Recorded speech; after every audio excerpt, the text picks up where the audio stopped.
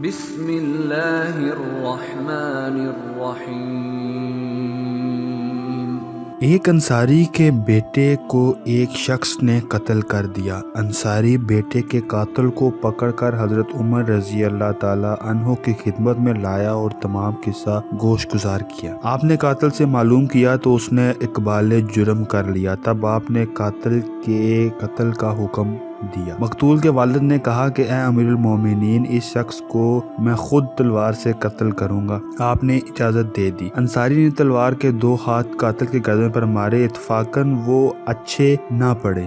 قاتل کی سانس منقطع نہ ہو سکی، شدید زخمی ہو کر گر پڑا۔ قاتل کے ورثاء اس کو اٹھا کر لے گئے کہ ابھی اس میں کچھ زندگی باقی ہے۔ بہت زیادہ علاج معالجے کے بعد یہ شخص اچھا ہونے لگا اور زخم بھرنے لگے، حتیٰ کہ 6 ماہ بعد مسلسل کوشش سے یہ شخص بالکل ٹھیک ہو گیا۔ ایک دن بازار میں وہی انصاری مل گیا۔ انصاری نے جو اس کو زندہ دیکھا تو پکڑ لیا اور حضرت عمر رضی اللہ تعالی عنہ کے پاس لے آیا اور تمام قصہ بیان کر کے کہنے لگا کہ میرا بیٹا تو قتل ہو چکا ہے مگر یہ ابھی تک زندہ ہے، لہٰذا حضرت عمر رضی اللہ تعالی عنہ نے پھر اس کے قتل کا حکم دیا۔ حضرت عمر رضی اللہ تعالی عنہ کے نزدیک ہی حضرت علی رضی اللہ تعالی عنہ بیٹھے تھے۔ انہوں نے فرمایا، اے عمر رضی اللہ تعالی عنہ، کیا ایک مرتبہ انصاری نے اپنے ہاتھ سے اس کو قتل نہیں کیا تھا؟ جب انصاری کا بیٹا ایک مرتبہ قتل کیا گیا ہے تو قاتل کو 2 مرتبہ کیوں قتل کیا جائے، جبکہ انصاری نے اپنی تسلی کے لیے خود بدلہ